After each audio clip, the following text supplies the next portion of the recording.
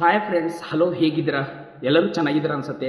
ಇವಾಗ fully competitive ಎಕ್ಸಾಮ್ಗೋಸ್ಕರ ಬಹಳ ಒಂದು ಪ್ರಿಪ್ರೇಷನನ್ನು ಮಾಡ್ತಾ ಇದ್ದಾರೆ ಎಲ್ಲರೂ ಕೂಡ.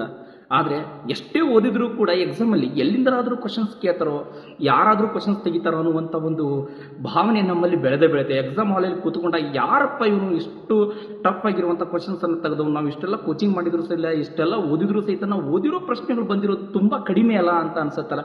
ಆದರೂ ಕೂಡ ಏನು ಮಾಡೋಕ್ಕಾಗಲ್ಲ. ಅದಕ್ಕೆ ನಾವು ಅದನ್ನು ಕಾಂಪಿಟೇಟಿವ್ ಅಂತ ಕರೆಯೋದು.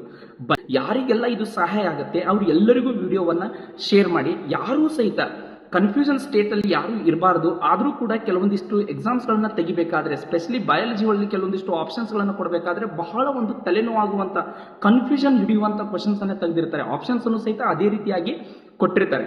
ಸೊ ನಾವು ಆ ರೀತಿ ಆಗಬಾರ್ದು ಅಂತಂತಂದರೆ ಎಲ್ಲ ಟೆಕ್ಸ್ಟ್ ಬುಕ್ಗಳನ್ನು ಪಾಯಿಂಟ್ ಟು ಪಾಯಿಂಟ್ ಓದಲೇಬೇಕಾಗತ್ತೆ. ಈಗ ಒಂದನೇ ತರಗತಿಯಿಂದ ಹಿಡಿದು 10ನೇ ತರಗತಿವರೆಗೂ ವಿಜ್ಞಾನ ಪುಸ್ತಕ ಓದಿದ್ರೂ ಕೂಡ ಕೆಲವೊಂದಿಷ್ಟು ಪ್ರಶ್ನೆಗಳು ಏನಾಗಿರ್ತಾವಂತಂದ್ರೆ ಪ್ರಥಮ ಮತ್ತು ದ್ವಿತೀಯ PUC ಇಂದನೂ ಕೂಡ ಕೇಳಿರ್ತಾರೆ.